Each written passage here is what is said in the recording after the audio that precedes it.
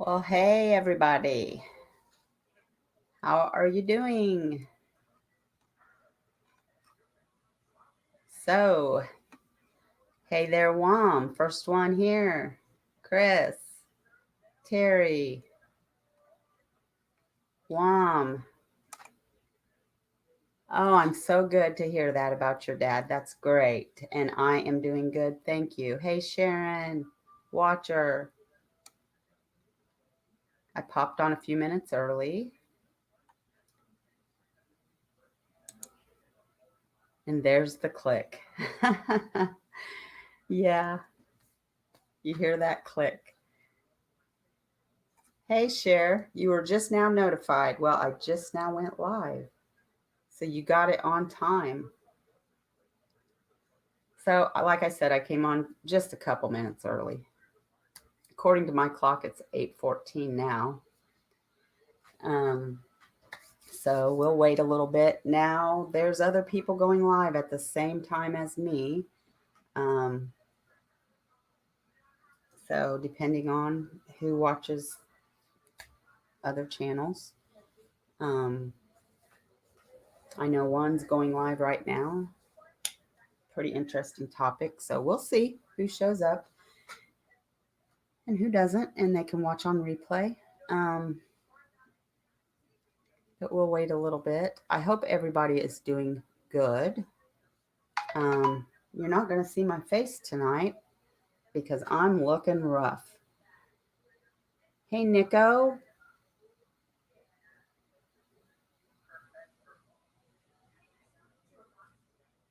Yes, Sharon, I knew you would be familiar with it. Um, but yeah, you're not going to see my face. I'm doing great, but I just had a long day. I had to take mom to an appointment. I worked. Um, I took a nap, and now I look like crap. So I'm like, well, I'm just not gonna show my face tonight. Hey, Dana.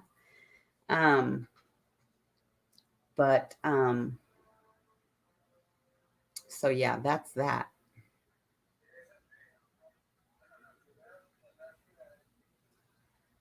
The Vanished on Netflix. No, I haven't. I might check it out. Hey, Taff. Not gonna chat, just watching. Prayers for your family. Okay, you got it, Taffy, hun.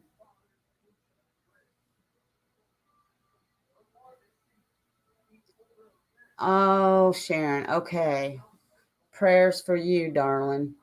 That's what I've got too. Well, 5, 6, 7, 8. I don't know how many I have, but I've got, yeah. And I had, yeah, that shot that I got the other day. It really put me down for some reason. I didn't have that experience the first time, but hey, David, thank you all for coming. So let me tell you how I pondered upon this case. Um,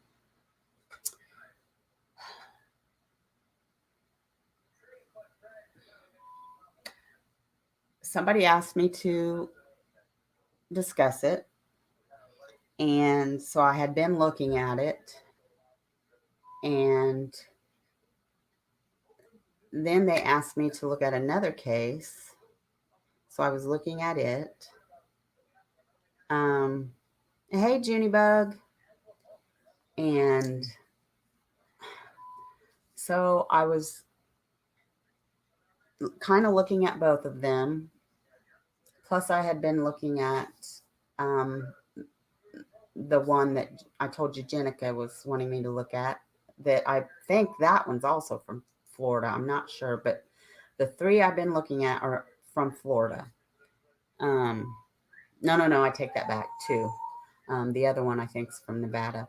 Anyways, so I just been kind of hey Lake. I've just been kind of all over the place, but this one I don't know. I couldn't lay it down for some reason, but I decided just today, last minute, it just jumped at me that this is the one I was going to do. And so that's why I'm doing this one. However, I did tell myself, if you do this, you need to reach out to the family and see if they will come on. Well, I couldn't because, like I said, I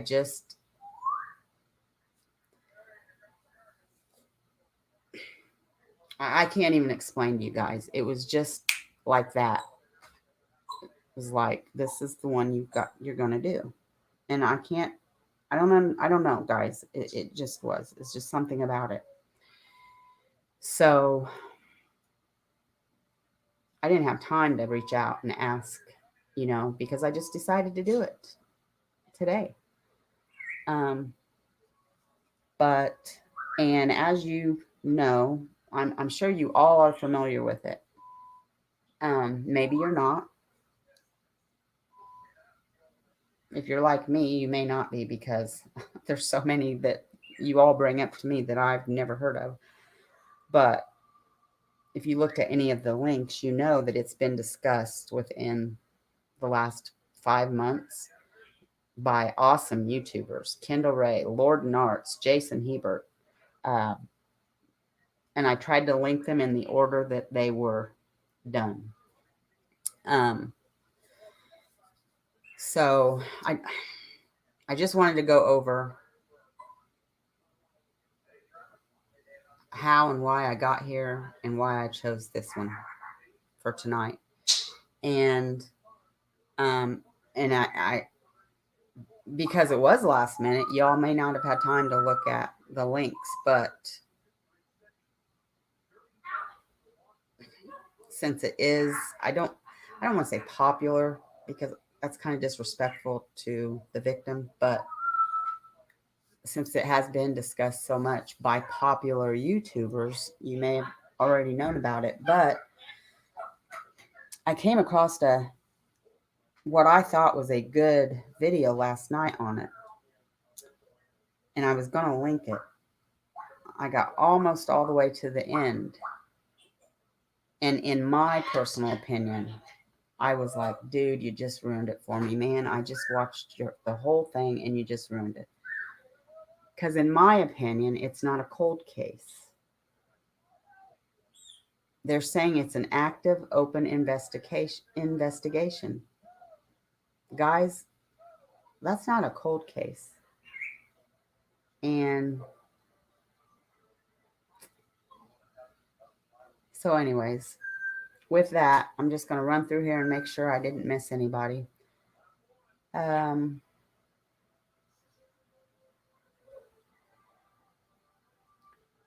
Okay. Well, you probably, Watcher, but and Jason did it. You probably saw it on Jason's channel. Jason did it first, then Lord Narts, and then Kendall. And Dateline, I think, may have.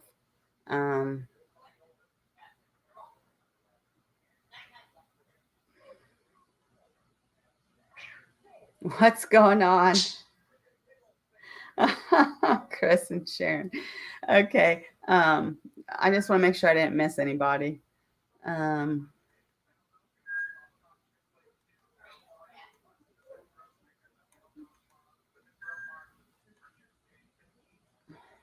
Okay, I don't think I did. I don't know if Mel will be here or not, but I know that oh,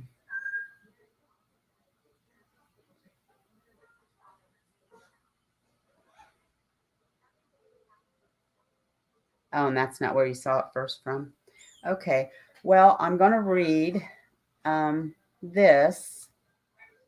It's from Texas Equisearch, which you guys may have read it, but I'm going to read it just to, start it off.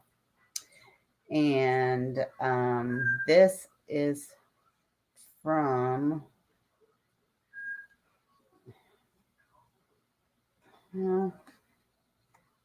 thought it was most updated, but anyways, so 28-year-old Cieha Taylor was last seen in Plant City, Florida on February 6, 2020. So, see, we're just coming upon a year. It's still active and open.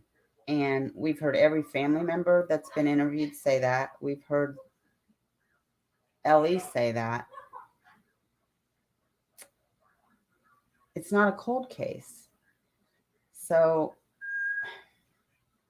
I hate hearing that. And I don't know how the family feels about it, but Lexi Lulu. But I know how other family members feel in other cases, and I personally don't like hearing that. Anyways, Cieha was wearing a blue, gray, red, and white striped dress, and she was possibly also wearing a pink sweater over it. She was also wearing knee-high tan boots. Cieha has the tattoo of the infinity sign on left collarbone, a knife and roses on right inner forearm, a rose and 2 times on right shoulder, the moon on right thigh, and the tattoo of a ladybug on outer left calf. She has a scar on right upper arm and scars on inner forearms. Cieha was driving a black Toyota Solara 2-door with faded paint, but it has since been recovered. If you have seen Cieha Taylor since her reported disappearance, if you know of her current whereabouts, or if you have any information whatsoever concerning Cieha's disappearance, please call the Hillsborough County Sheriff's Office or call Texas EquiSearch. And then, of course, she went missing February 6th from Plant City. She's 28 years old. At that time, her hair was auburn red to her shoulders. She's 5'6", 170 to 180 pounds, brown eyes, tan complexion.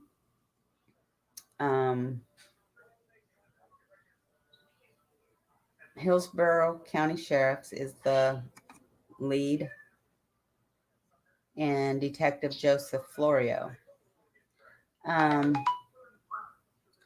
And so I also wanted to play a video for you guys as well. So I've got to come back here. Did I miss anybody? Hi, Swifty. How you doing? Did I miss anybody else?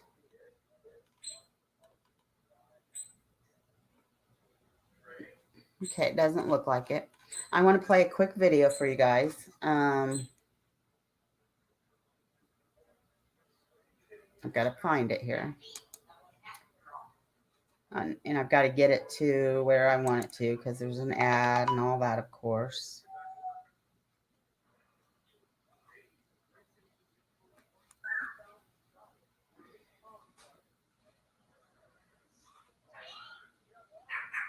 Sorry, guys.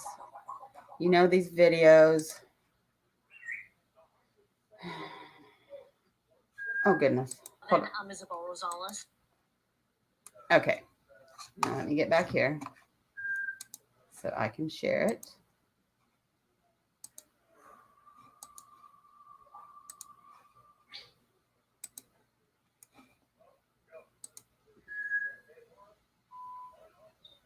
Oh, no. Oh, okay. Hold on. Okay, here we go, guys. You ready? Let me turn my volume up so you can hear it. Good. The Hillsborough County Sheriff's Office is launching a cold case podcast in hopes of shedding some new light on missing persons and unsolved homicide cases dating back decades. ABC Action News reporter McKenna King highlights episode number 1 and spoke with a mother desperate for answers. Podcast 1 will shed some light on the story of Cieha Taylor, the 28-year-old Plant City woman who went missing 6 months ago today. To mark that anniversary, her family and friends gathered here tonight, where deputies found her car. It's been overwhelming because it is the 6-month mark, and we really didn't think we would be here. at this mark. By now, Kenitha Taylor was hoping for more answers. There's no trace, there's no evidence, there's nothing. So it's like we're sitting from the very day that we found her car till now. There's nothing. Instead, time has seemingly stood still. It's kind of like a twilight zone. 6 months ago today, Plant City police officers found Cieha Taylor's car left running on the railroad tracks, her belongings inside. While the sheriff's office continues to follow leads, they're hoping their new cold case podcast called Unfinished Business helps bring answers for families like the Taylors. These cases are extremely heartbreaking, even devastating to the families of these victims. We're hoping that this will generate new leads. So that another 6 months from now, the Taylor family at least has closure. Somewhere, someone knows something. So maybe if they're seeing that the family's just not going away quietly in the night, and, we really are going to continue to look for until we find closure. The sheriff's office is releasing Cieha Taylor's episode of the Cold Case podcast on Monday on several podcast platforms. Reporting in Plant City, McKenna King, ABC Action News.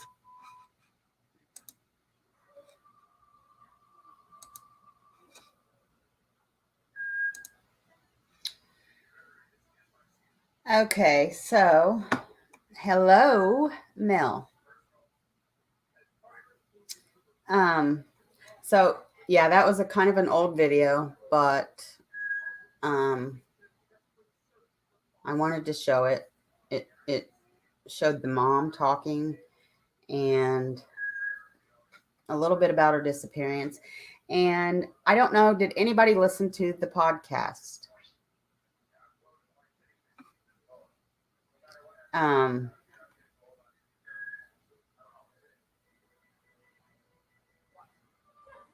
Oh, hey, Jason.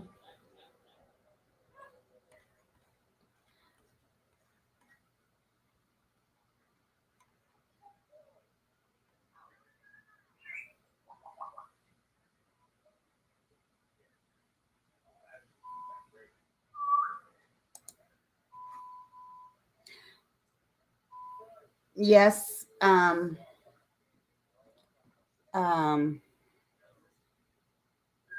Watcher. Let's see. Sorry for the pause. I'm trying to remember which. That was with Jason Hebert, right? She kept saying nothing is off the table, but she was kind of, like that's kind of what she's thinking. But I listened to the podcast from the police officers. No, Chris, I didn't, but I did listen to his. I got all the way through it. And in my opinion, he ruined it for me because he called it a cold case. I don't believe it's a cold case. Let's see, Lulu. I don't believe it's a cold case because it's an active, open investigation. I don't think it's a cold case. And I don't think the families think it is either. So I didn't link that because, I don't know if the families are going to see this or not. Yeah, I'm just a small YouTuber, but, if I was a family member, I wouldn't want to hear that. So I didn't link it. It was a good video up to that point, in my personal opinion.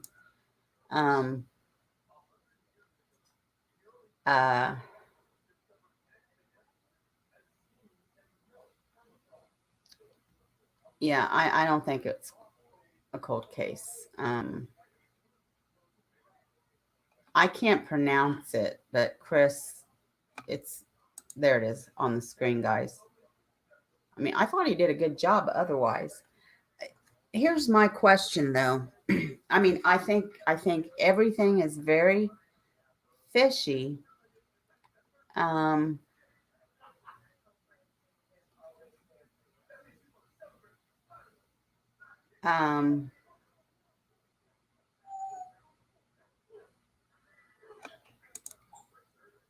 Around Okay, the last people to see her was her boyfriend's friend, and her boyfriend's friend's parents. And then her car's found not on the railroad tracks, but right by the railroad tracks and facing northbound. And the way the family explains it is that if you would keep walking down those tracks, you'd be in their backyard, the friends, where she dropped the boyfriend off. But also that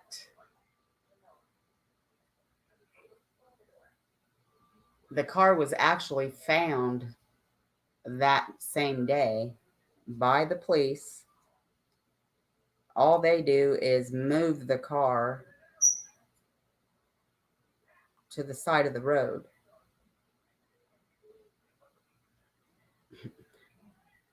They don't think anything suspicious about it or anything. They don't run the tags or anything. But then in this podcast now, this is what caught my attention, unless I missed it in all the other, interviews with the family and everything, which is possible, guys. Okay, I could have. In the podcast, Ellie says that the boyfriend's mom is bringing him some things. I can't remember what now. And she sees the car. So she tells him about it. They go down to the car. He calls Kaya's friend in Lakeland, which is supposedly where she was going to go after she dropped him off. She comes. None of them call the police. They drive the car to Kaya's mom. Then the police are called. Nobody thinks that's fishy. The cops don't think that's fishy. I don't know. But that was the first time I heard that. And I'm like, wait a minute.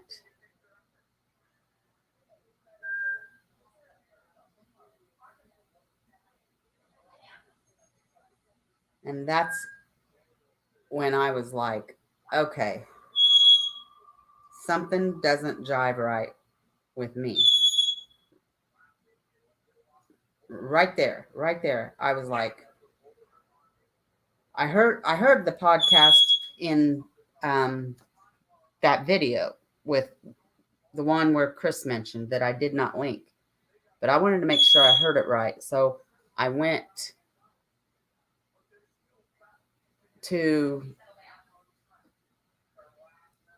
listen to the actual podcast to make sure I heard that right. And I did. Lexi. And I did. So I'm like, this just isn't playing out right to me.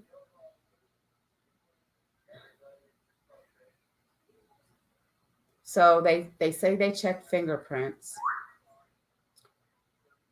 but all the fingerprints match the people that are known to be in her car. So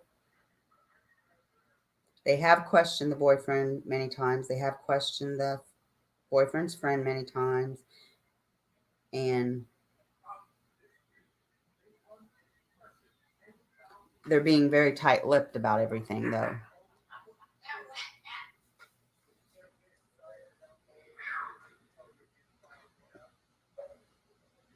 But I don't know. But that's the biggest thing that stood out to me about that. I'm like, okay. Why would they move the car? Why would they take it to her mom's? And why? And why don't the police think this is strange? They say it so nonchalantly and so casually in this podcast, like it's no big deal. I think it's a big deal. Maybe I'm making a mountain out of a molehill, but I think it's a big deal. Hey, crime. So now I'm going to look at comments because I've been talking for a minute.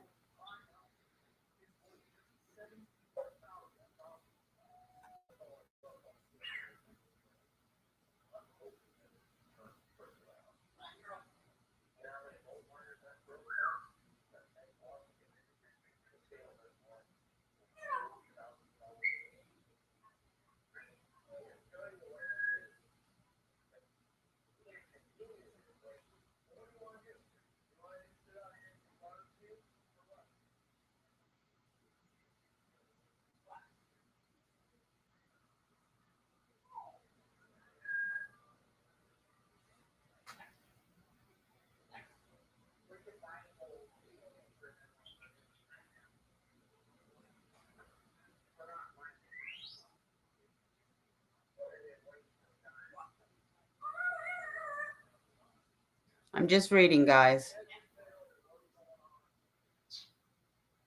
Yes, drugs were involved.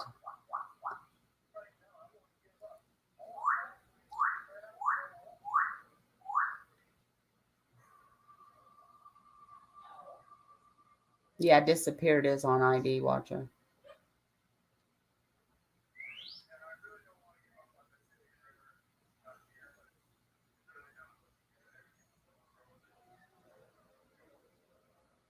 Yeah, that's something that's strange too, is after the area had been searched, her shoes show up.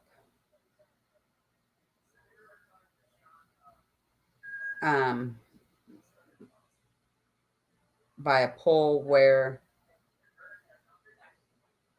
her flyer was. Now I'm confused on that because I thought the family said that they had hung a flyer there. But then I thought I heard a conflicting story that whoever put the shoes there put a flyer there. But I'm pretty sure the family said they had hung a flyer there. But either way, her shoes were placed there after everything, after the car was taken away, after they had searched that area, everything.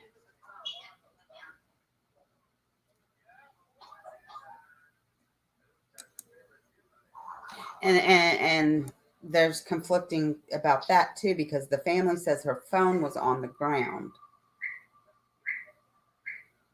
But when you hear the podcast, they say all her belongings, and they don't say anything about the phone being outside of the car. And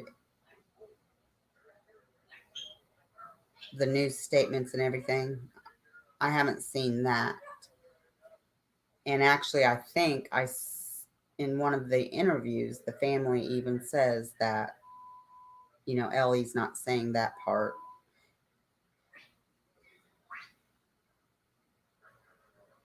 With her phone being on the ground, I see her getting out, maybe to confront someone, and then grabbing her, making her drop her phone. Well, according to her friend, she said something like, "You'll never guess just what happened," or something to that effect. And then the boyfriend's friend's parents says she was acting erotically or out of character. But I mean, who's to say that's the truth, right? I mean, we don't know. Right, Wom? Smoke detectors keep going off. I knew she was going to do this because when I was prepping for this, she was in there talking up a storm and being silly. And I'm like, oh, Lexi, please.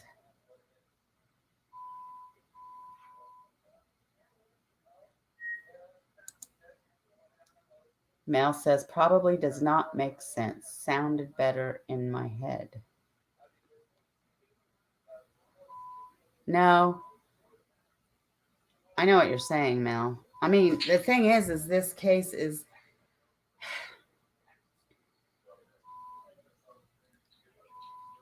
it is a tad bit confusing, but it's really super sad for me personally. It just grabbed me so hard.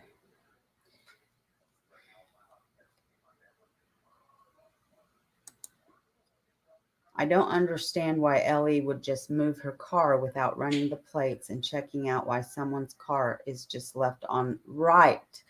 And they won't say what officer did that.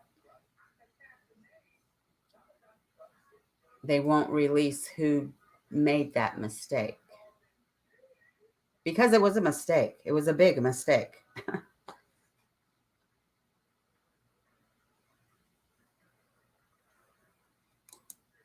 Yes, Sharon. I think on Jason's channel, he asked her sister about that.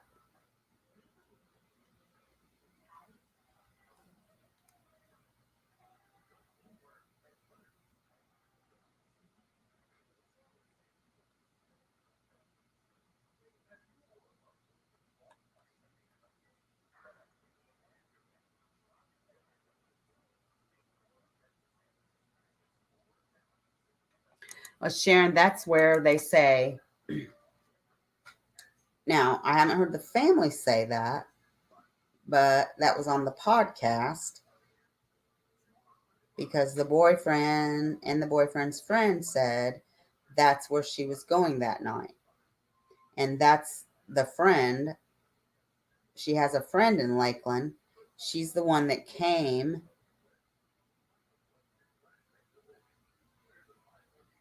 and helped, was involved in driving the car back to the mom, Kaya's mom,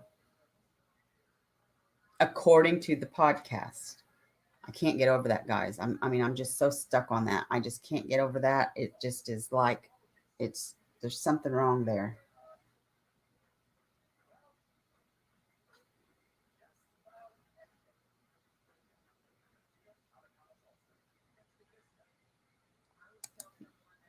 Good question. Is it a sketchy area where her car was found?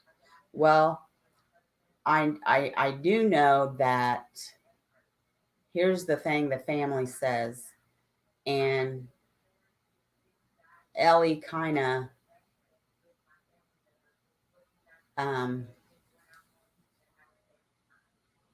followed on this. Agrees in the podcast. The family says that road is hopping, very busy, 24/7. That somebody had to see something. But one thing is for sure, that the boyfriend and the boyfriend's friend, there's only one way in and out on that road. So in the days that car was sitting there, they had to have seen her car sitting there. There's no way they didn't see the car sitting there before they were told about the car. Now, on the podcast, Ellie says pretty much the same thing. Not necessarily about the boyfriend, but they say that road is a very busy road. And that somebody should have saw something. And they said they got some leads, but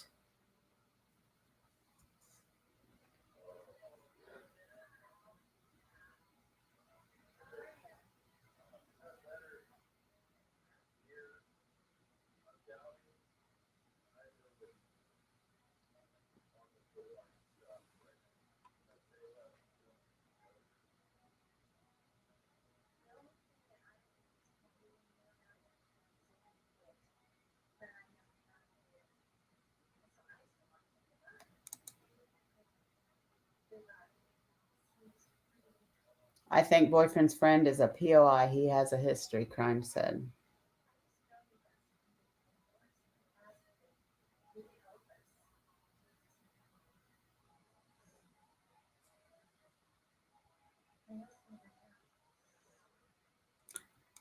They were together.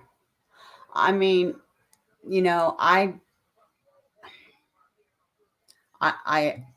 just think everything is really fishy. There's a lot of things. There's just some really big things that are fishy here. And there's one thing that I think I know for sure is that somebody definitely knows something and they're not talking.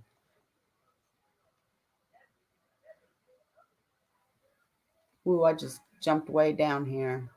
I was looking at. I did see Chuck come in. Hi, Chuck. Wom says hi, Lexi.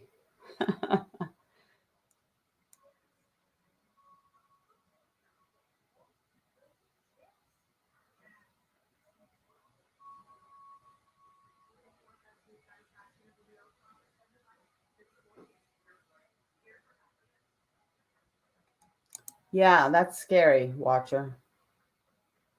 Had to call the LE. Suspicious person, long story, stuff going on in the neighborhood, and he didn't check his plates or anything. Could have been, yeah.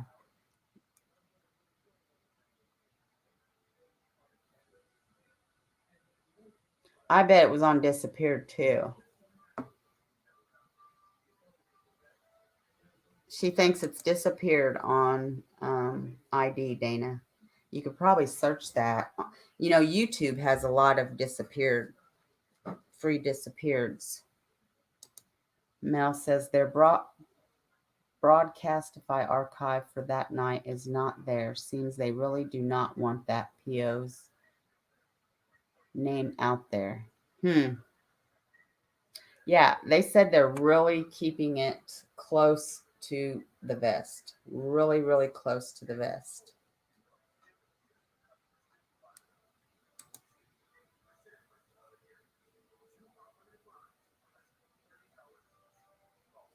Right. The track has, yeah. Well, I thought I heard the family say, I thought I heard her sister on Jason say 2 years, Mel, but I could be wrong. But I know it's been a long time.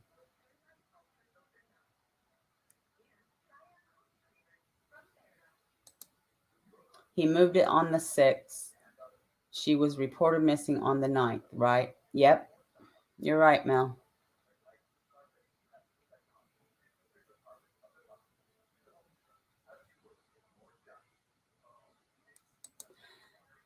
Mel, yes, the boyfriend's mom was bringing him something and she saw the car. So she told him about it. And then him and his friend went down there. Then he called Kaya's friend from Lakeland, which is supposed to be where she was going that night. And she came and they all drove the car to Kaya's mom. That's on the podcast. I never heard that one time until the podcast. I may have missed it, but when I heard that, I was like, what? Are you serious? I mean, and like I said, I might be making something out of nothing, but I think that's very fishy and very big.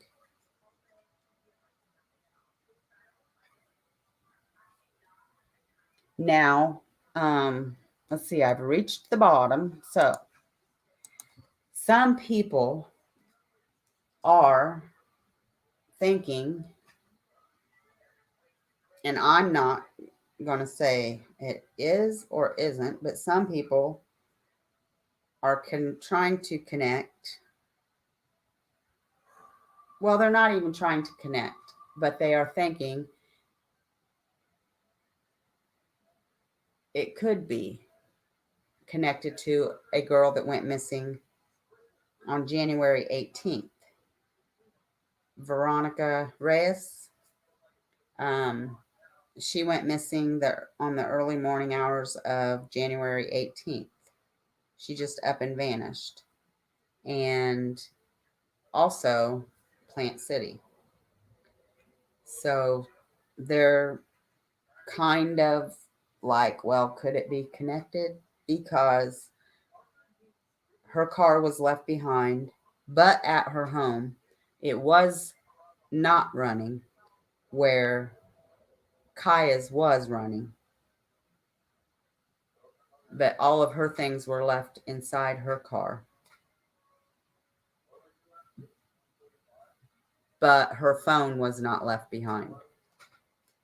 Now, I have not looked into that case, so that's all I know about that. But I do know that some people are wondering if the two could be connected.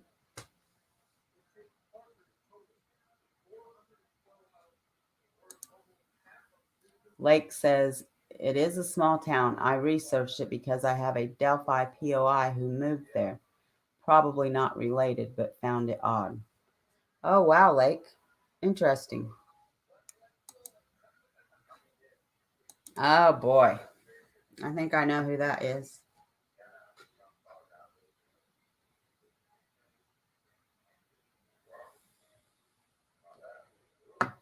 Maybe.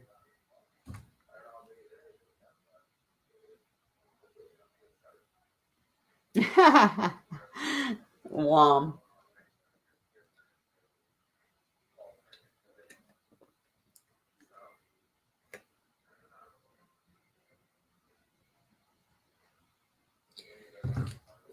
The thing is like the sister said, it could be anything. Nothing is off the table for the family. She did say that she thinks it could be drugs because she did have a drug addiction. And then she thinks it could be maybe race because of her sister's nationality. She doesn't look black. She's half black. She doesn't look half black, though. She looks, in my opinion, she looks Spanish. But she says that area is known for Aryan. But she says nothing is off the table. She says it could be anything. Anything's possible, which we know anything is possible.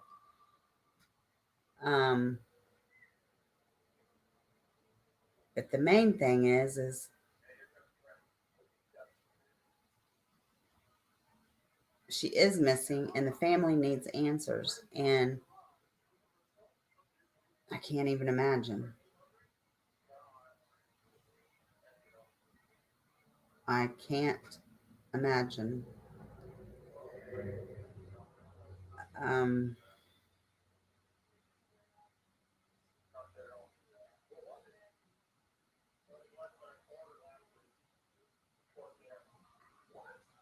you want to try to put yourself in those people's places, in the family's place, and you try to, and you really can't. I mean, you just can't. You can't imagine.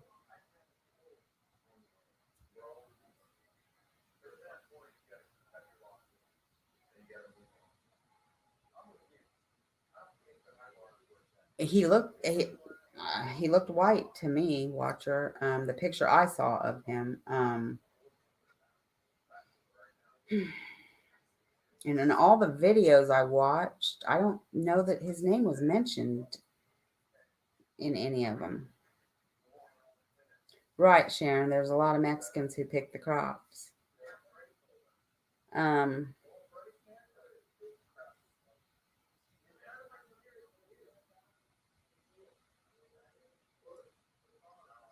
Oh, I wanted to link her Facebook, and just in case none of you have it. I'm going to tell you, this family is very faithful. I mean, they are. I mean, because I've been following the Facebook, and they're very faithful in trying to find Kaya. So it, it'd be nice if you guys would hop on there, like the Facebook, and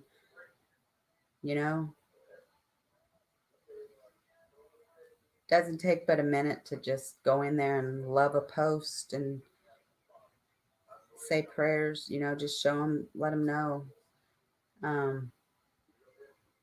because they are super faithful in trying to find her. I just can't imagine.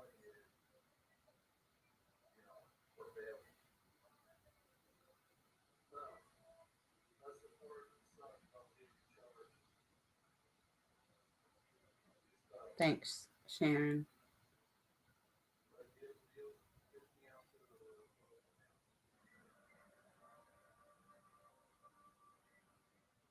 Um,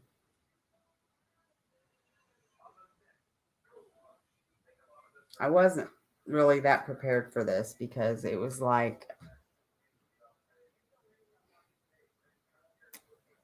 I thought I was going to do this case. Then I thought, and then, like I said, it just grabbed me. And I'm like, no, I'm doing this one.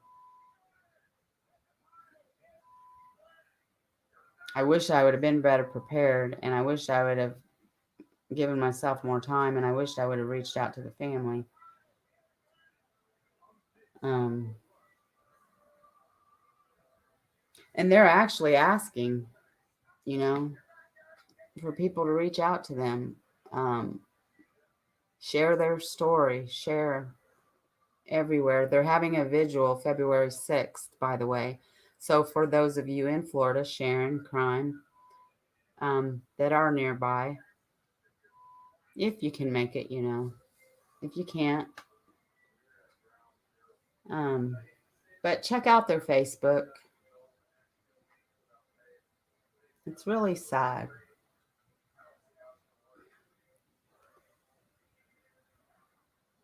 What true crime story isn't, right?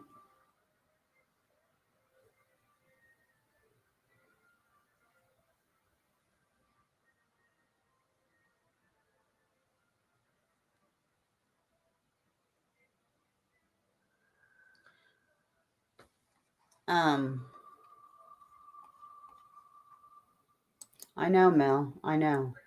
I super do. I super do. And like I said, I can't explain what happened today because I was, going to do the one case, and this one, I don't know. I just can't explain it.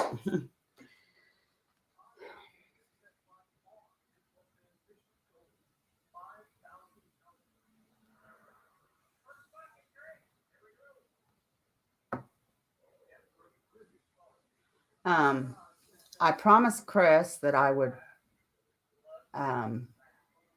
show you guys a video. It's actually close to, not very far from me or Mel or those here in Indiana.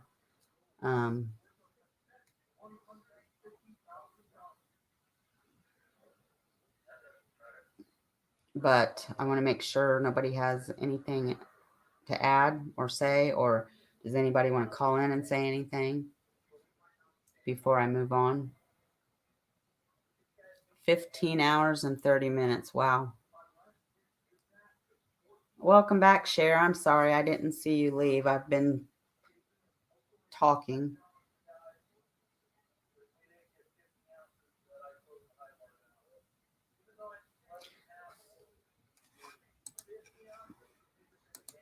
Yeah, Dana, it does. And it seems like they both had a really good relationship with her, which, a lot of sisters do.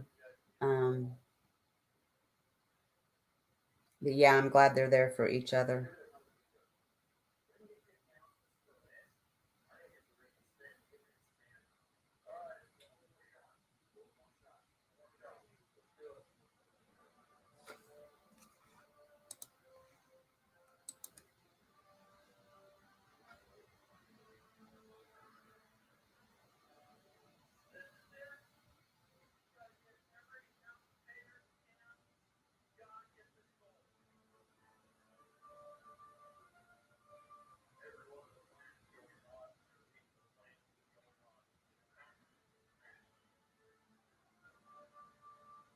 Okay.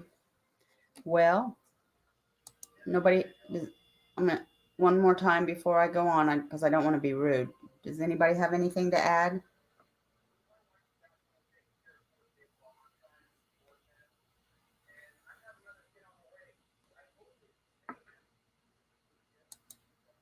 I had a lot of anxiety tonight too. Before I came on, I don't know why. I told Mom, I said, "Man, my anxiety is really rushing."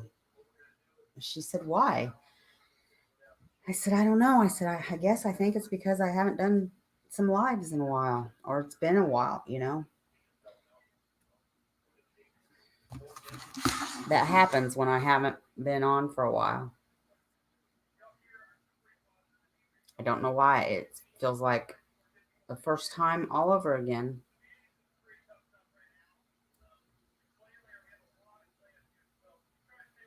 I need to get back in the swing of it, don't I, guys? Thank you, Nico. And you know what else? Before I move on, and I don't, before I say this, I'm not trying to discuss politics, but I have found that not watching, not reading, and not worrying about it really reduces your stress. So,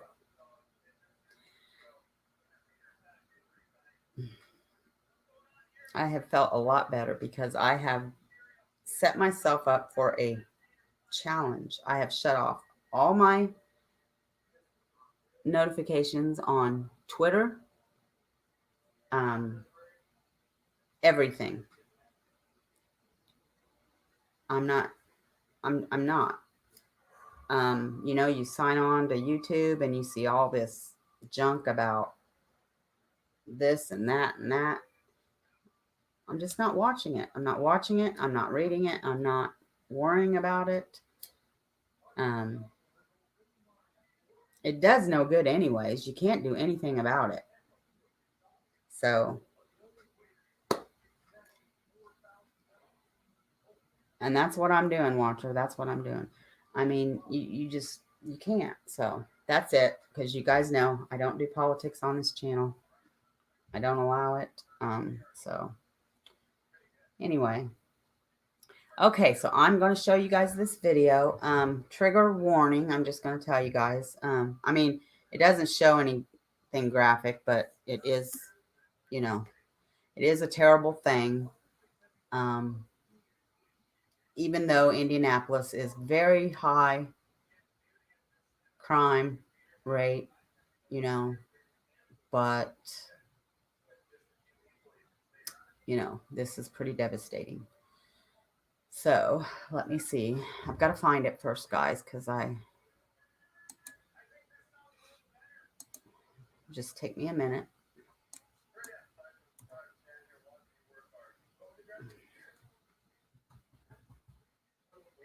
Thought I had it pulled up, but I guess I didn't.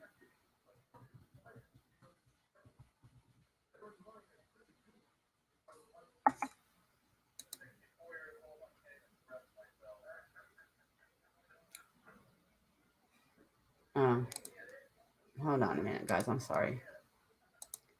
On the wrong one. That's why.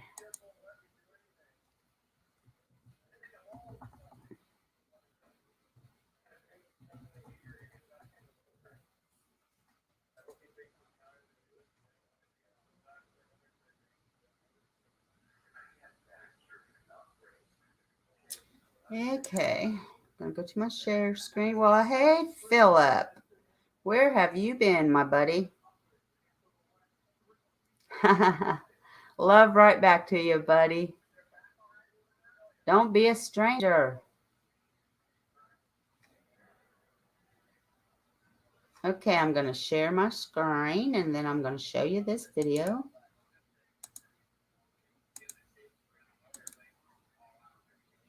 Don't be a stranger too long this time, Philip. Okay, here we go, guys. This is the best one, Chris, that I've got, I think. And it's the, latest update. Okay, here we go, guys. Whoops. Hold on a minute. And the family members. Obviously, this is just the first step in getting these victims and the family members justice. Now, first at 5, an arrest in the horrific mass shooting that happened Sunday on the city's northeast side. And we are learning he is no stranger to the victims. 5 people and an unborn baby were all killed inside a home on Adams Street early Sunday morning. A 16-year-old boy injured. 24 hours later, a family member arrested in connection with this case. WRTV's Megan Sanctorum has more. We know IMPD detectives worked around the clock to make this arrest. At this point, they are not releasing the suspect's name or photo, only telling us he's under the age of 18. WRTV Investigates is learning more about that suspect, though. We've learned he is 17 years old and the son of a man killed in that home. The teen is accused of going on a shooting spree, killing his own family members, as well as a pregnant woman and her unborn child. This case, unlike anything IMPD has seen recently, more than 60 officers worked the case. We spoke with Rick Snyder, president of the Indianapolis Fraternal Order of Police, about it. What you saw yesterday was the mayor step up and very forcefully say, we're going to get a handle on this very specific incident. We're going to bring folks to justice related to this incident. And he's concurring. We've got to have that same commitment on every instance of violence in our community. We do know one member of the family survived that mass shooting. He is 16 years old and, according to police, still in the hospital recovering.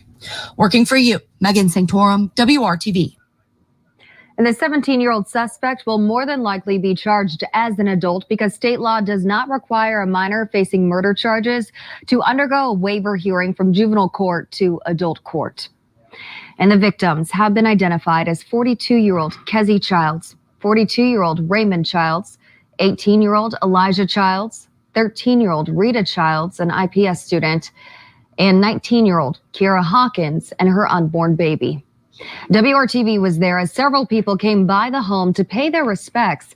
They included longtime friends of Kezzy Childs, India Hammond, and Anastasia Dittman. Hammond says she spoke to a surviving son in the child's family. She says he and others are trying to cope as best they can. Disbelief. I've been heartbroken since I heard it because this doesn't make sense. It's senseless. They're good people. I don't know why this took place. I don't know what led to it. I'm very sure people are going to assume whatever it is that they want to assume. But the bottom line is they didn't deserve this. They were good people. I know her heart. I know how she was raised. She was a good person. This was uncalled for. Surviving family members were understandably not ready to speak.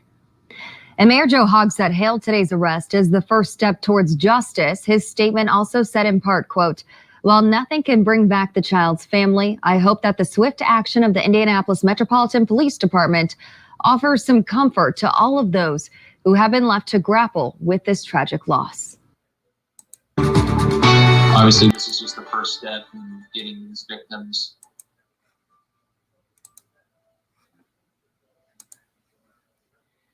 So, yeah, that's really sad, isn't it? And I guess I saw another video on it, and 15 years ago, this happened to another family. Now, I thought the lady that they had just interviewed, the lady that was talking, I thought she was very respectful when she was talking. She, you know, she could have really, I mean, the news wouldn't have shown it anyways, I guess, but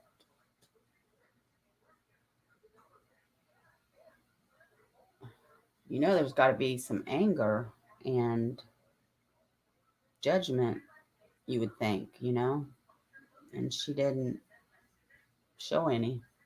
She was pretty respectful.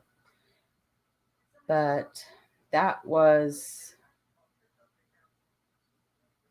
pretty sad.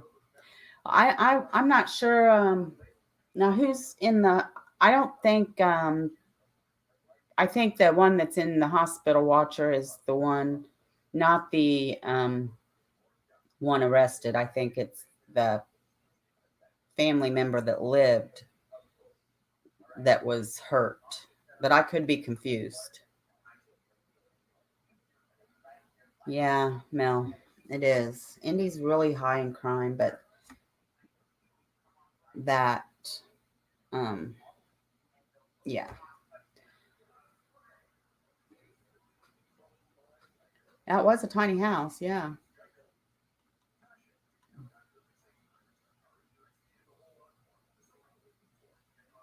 I'm just checking comments. It is happening too often, Dana, yes.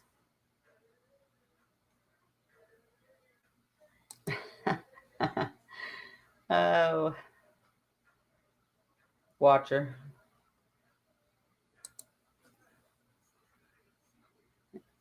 I know, it's terrible.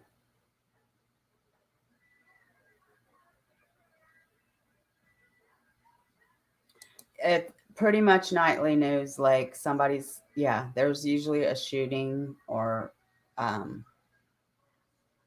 yeah, nightly news.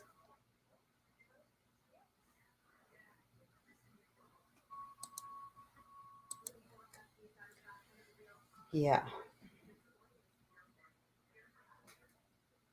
I mean,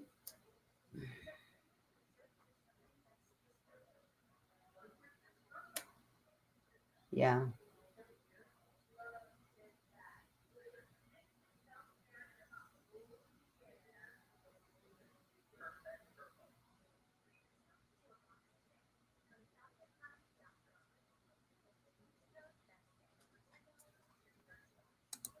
Indiana and Colorado.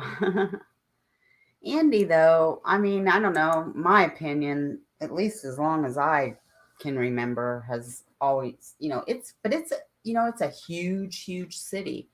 Chicago's huge. So they've always been high in crime. And, Lafayette didn't used to be like it is, but it's grown. And I guess the bigger you get, the more crime.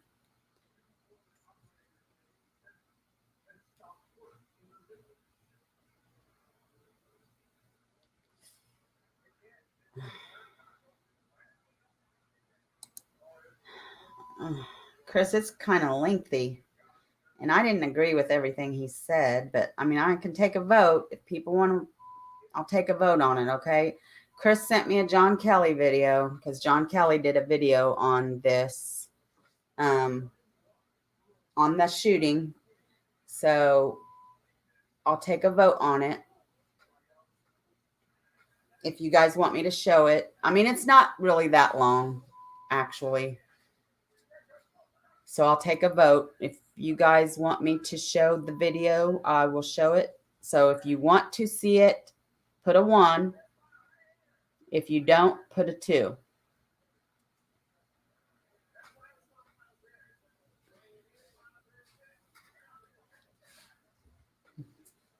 Yeah, a lot of people might have already saw it.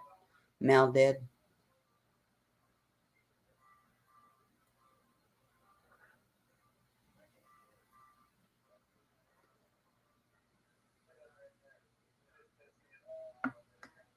Two ones, 1, 2.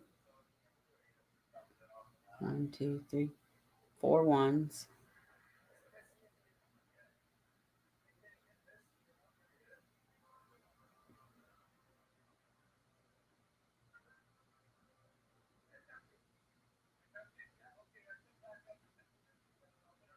4 ones. And I'll skip through his little, he advertises about the Thrive thing. I'll just get right to the indie part.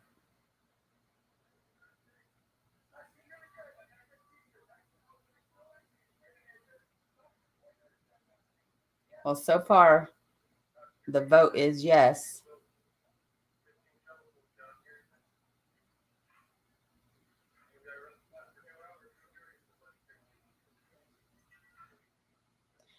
Okay, I've got to find it, and it won't take me but a minute. It's not long, and like I said, I'll fast forward through the his advertisement.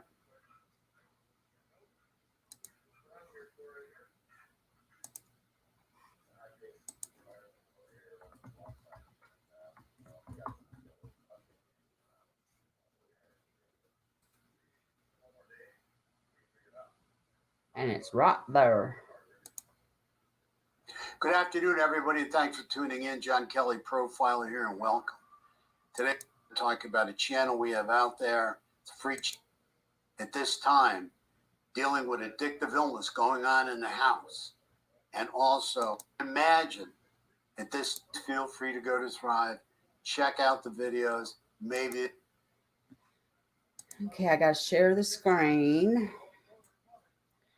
Now, if any of you that don't want to watch it and you head out now, I understand. I won't be upset, but I want to say thank you for coming tonight. And God bless, and I love you. And I will be back on Tuesday. I promise.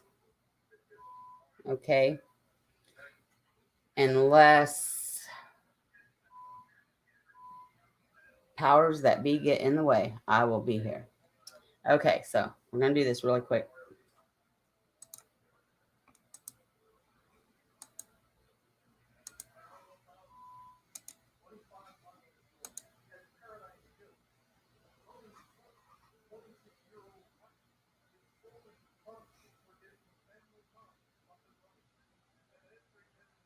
They can help.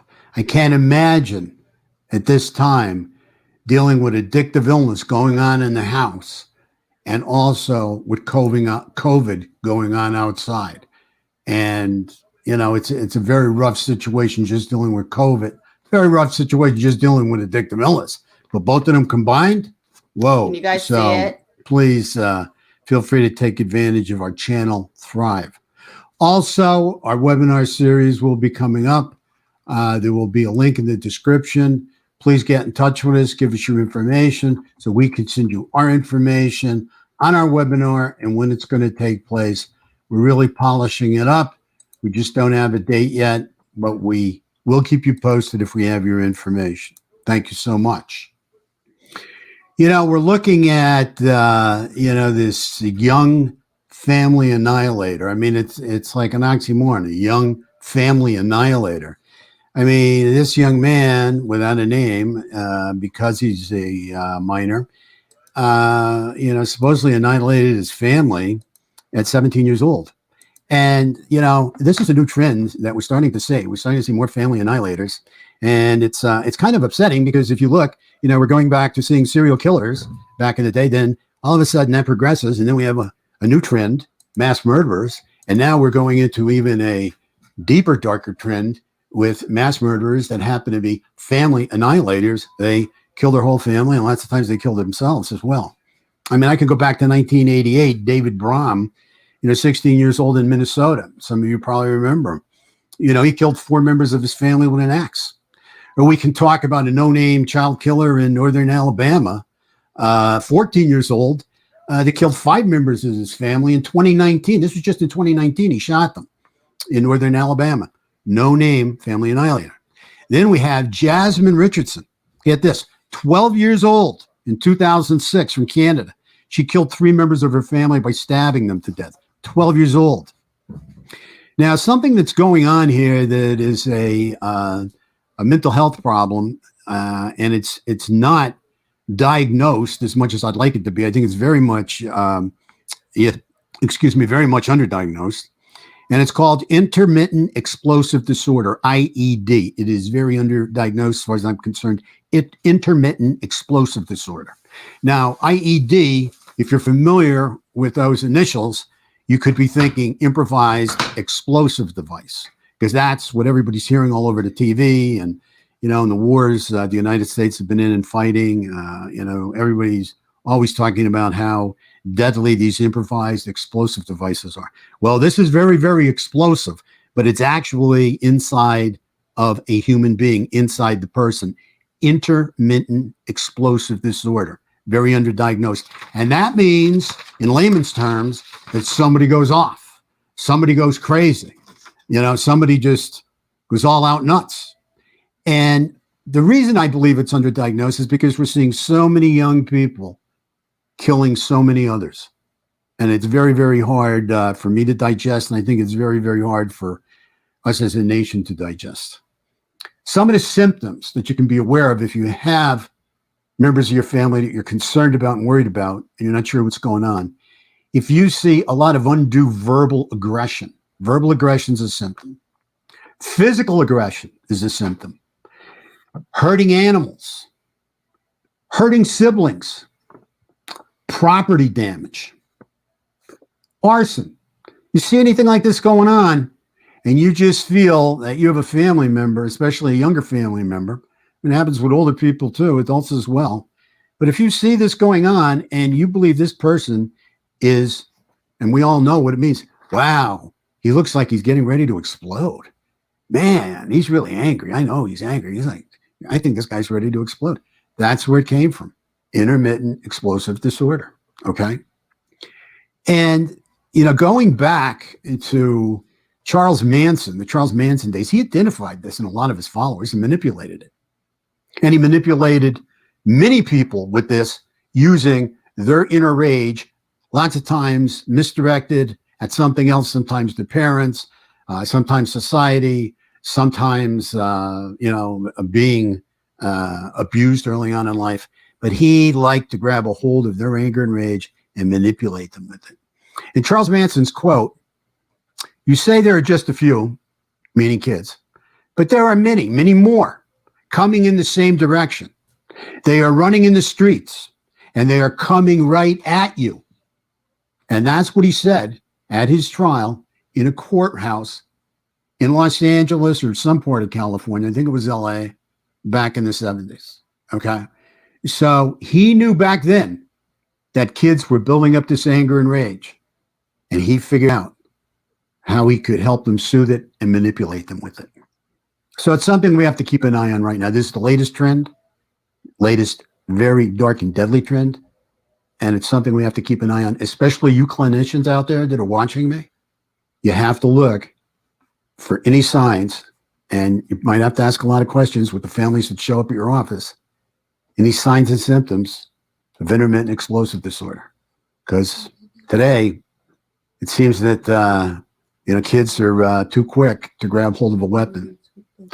With all that being said, thank you so much for all your subscriptions. Please continue to subscribe. We can't thank you enough, really. We're honored to have you. Most importantly, stay safe. Most importantly, make it a great day. And take care of yourself. God bless.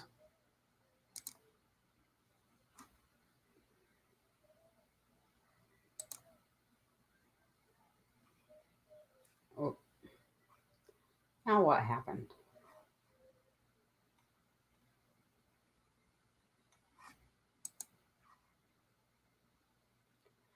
Okay, let's see.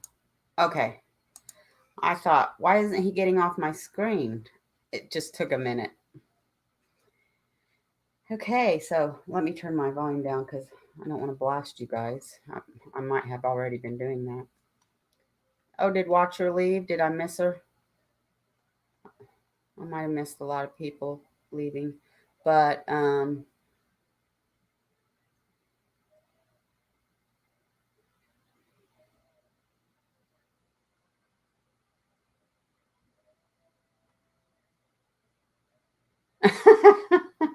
Sharon, you told on me. I just sped him up a little bit. I sped him up and then I sped him back down. I don't think it really made that much of a difference.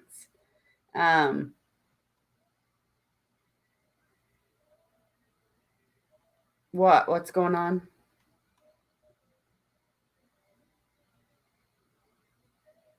Oh, yeah. Yeah, Crime had told me about that. I knew that already. Yeah, it's hard, but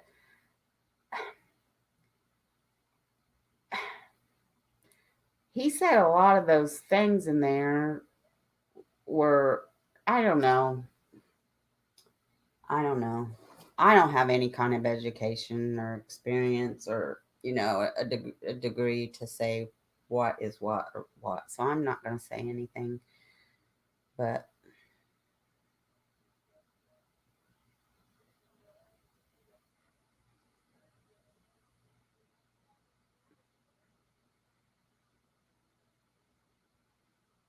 you do, Mel?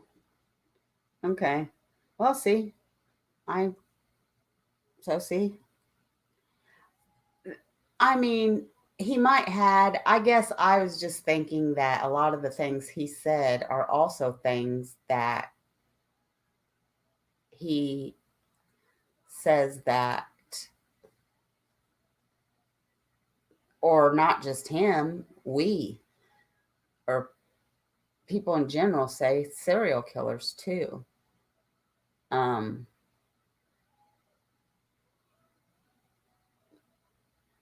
and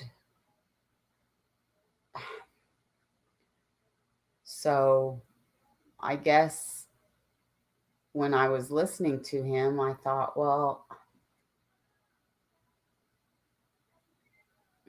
I don't know. Never mind. I'm just going to confuse you guys as much as I confuse myself. And Cher says, met with the prosecutor. Things are looking hopeful. Awesome, Cher. Awesome.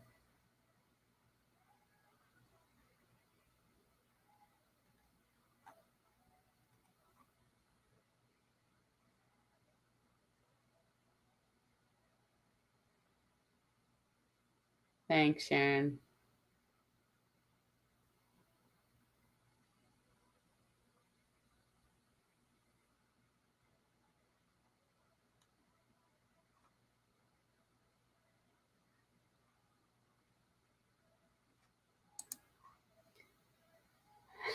Cher said hi about a half hour ago. Joke. Okay, guys. Well, I think I'm going to sign out. I am kind of wore down.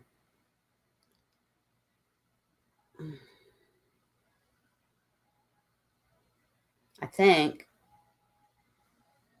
my energy, I think I've told you guys this, was partially my fault, not taking my vitamins and stuff, but I've got to work in the morning and got to take my Rosebud, to the vet. It's time for her checkup.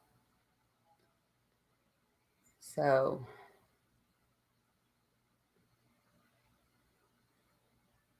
oh, oh yeah, yeah. Ashley Garth wants a jury trial now, guys, for those of you who don't know.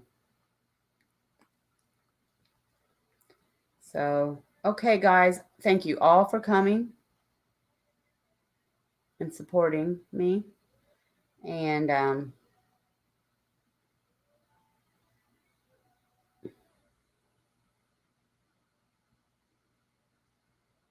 probably should have prepared more, but it just jumped at me, guys. So, but you all have a great night and great weekend. Trying to think if I'm forgetting anything. Remember to pray for Taffy and Sharon and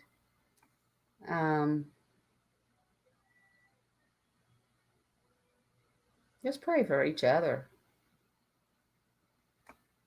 Oh, and keep Wam in your prayers, his dad.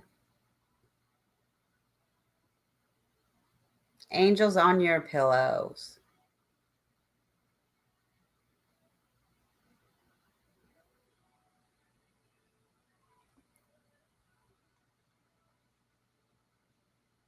Oh, hey, Anna. Well, thank you. Okay, good night, guys. I know I do this all the time. I say good night and then I linger on. Okay, good night, guys. I'll see you Tuesday. Have a great weekend. Love y'all. God bless.